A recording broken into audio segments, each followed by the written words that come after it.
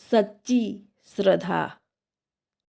एक राजा की बेटी थी जिनका नाम वैराग्यवती था। वैराग्यवती बचपन से ही भगवान की बातें किया करती थी। प्रेम से भगवान के कीर्तन करती थी। मेरे राम, मेरे राम, मेरे श्याम, मेरे श्याम, मेरे राम, मेरे राम, मेरे कृष्ण, मेरे कृष्ण, मेरे राम, मेरे राम, मेरे कृष्ण, मेरे कृष्ण। यह देखकर राजा साहेब ने वैराग्यवती को एक अलग कमरा दे दिया रहने के लिए।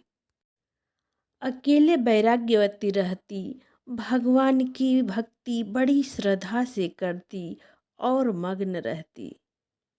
एक दिन रात्रि का प्रथम पहर शुरू हुआ कि उनके भवन के पीछे एक चोर सेध खोदने लगा। उसने वैराग्यवती को राम के भजन करते हुए सुना तो सोचा, राजकुमारी को तो सतगुरु की जरूरत है। बाबा जी बन गया। बाबा जी होने में कठिनाई है, बनने में कौन सी कठिनाई है। बाबा जी का रूप बनाकर वैराग्यवती के सामने चला गया। वैराग्यवती ने देखी, बोली, महाराज प्रणाम। वैराग्यवती बोली, महाराज मैं आपके लिए पानी लाती हूँ, पिएंगे? हाँ प्यासा हूँ, पानी लाओ, लेकिन सुनो, तुमने दीक्षा ली हो? वैराग्यवती बोली, नहीं महाराज, मैंने दीक्षा नहीं ली है। तब तो तुम्हारे हाथ का पानी नहीं पीऊँगा। जिसने दीक्षा ही नहीं ली है उसके हाथ का पानी क्या पीना। बाबा जी जाने लगे। वैराग्यवती बोली, जाइए मत, आप ही मुझे दीक्षा दे दीजिए ताकि मैं आपको पानी पिला सकूं। बाबा जी बोले, हम व्यक्तों की दीक्षा ऐसे घरों में नहीं देते, जंगल में चलो। हरि नाम की प्यासी वैराग्यवती जंगल में जाने के लिए तैयार हो गई। भेषधारी संत बोले, देखो, अपने सारे आभूषण, रुपया, पैसा, गहना, जेवर सब रख लो। राजकुमारी ने ऐसा ही किया और संत के साथ चल दी, उस चोर के साथ जो वह संत था ही नहीं। घोर जंगल में जाकर उसने वैराग्यवती को एक वृक्ष से बांध दिया और बोला, देख, यह गुरु जी का बांधा हुआ बंधन है।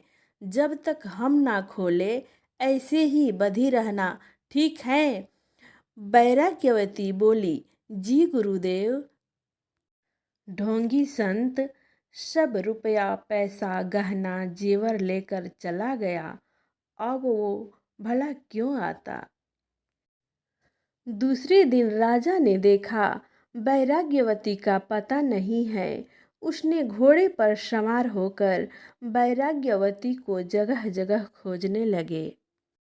सब जगह खोजते खोजते राजा ने उसी जंगल में पहुँचे जहाँ वृक्ष के नीचे वैराग्यवती बंधी हुई थी।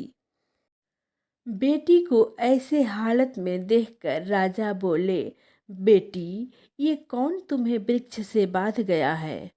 वैराग्यवती ने कहा, मेरे गुरुदेव ने बांधा है पिताजी। पगली, गुरु लोग ऐसा नहीं करते, तुझे कोई ढोंगी ठग कर गया है। आओ, मैं तुझे बंधन से मुक्त कर देता हूँ, घर चल मेरे साथ। वैराग्यवती ने कहा, पिताजी, आपको प्रणाम है, पर गुरुदेव जी का बांधा हुआ बंधन मैं किसी से नहीं खुलवाऊंगी। राजा ने बहुत समझाया पर नहीं समझी तो राजा बोले, बंधी रह। राजा घर वापस चले गए। 2 दिन हो गया, भगवान नारायण का आसन डोलने लगा। भगवान जी बोले, नारद जी पता लगाओ। नारद जी नारायण नारायण करते हुए आए तो देखे कि ये पेड़ से बंधी हुई है। बेटी, किसने बांधा तुझे? लाओ, मैं तुझे बंधन से मुक्त कर देता हूँ। वैराग्यवती बोली, देवर्षि नारद जी, मैं आपको प्रणाम करती हूँ। अरे, तुझे कोई ठग बांध गया है। मैं खोलता हूँ, तुम्हें बंधन से मुक्त करता हूँ। नहीं नहीं, मैं बंधन नहीं खुलवाऊंगी। गुरुदेव की कृपा है कि आपके दर्शन मुझे तीसरे दिन ही मिल गया। नारद जी वैराग्यवती को बहुत समझाए, पर वैराग्यवती नहीं समझी तो नारद जी भगवान जी के पास गए। नारद जी भगवान जी से बोले, चलिए प्रभु। भगवान चतुर्भुज रूप धरे पृथ्वी पर आए। भगवान मंद मंद मुस्कुरा रहे थे और बोले, बेटी, मैं तुम्हारा बंधन खोल देता हूँ। मेरे दर्शन के लिए ही सारी साधनाएं की जाती है। तुम्हें जो बांध कर गए हैं वे अच्छे व्यक्ति मालूम नहीं पड़ते। मैं तुझे बंधन से मुक्त करता हूँ। वैराग्यवती बोली, प्रभु, मुझे क्षमा करें।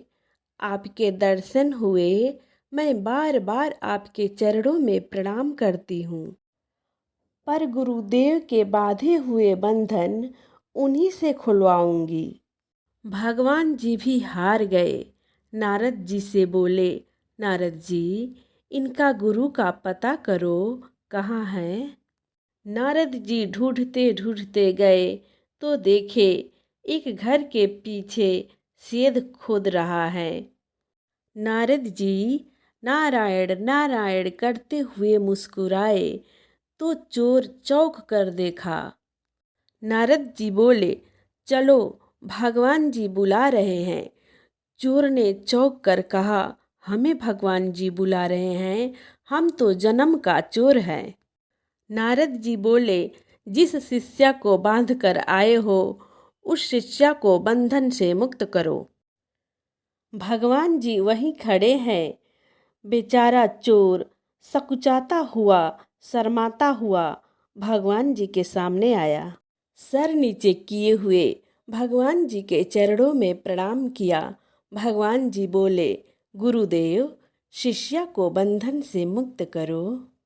बेचारा लजाते हुए, बड़ी सकुचाते हुए रस्सी खोली, पर वैराग्यवती जैसे ही अलग आकर खड़ी हुई, उसने हाथ जोड़ी और बोली, गुरु गोविंद दो उखड़े काके लागो पाए, बलिहारी गुरु आपने गोविंद दियो मिलाए, गोविंद दियो दिखाए। यह वैराग्यवती की सच्ची श्रद्धा थी जो भगवान के दर्शन कर ली। इसीलिए श्रद्धावान लभते ज्ञानम। जय श्री राम।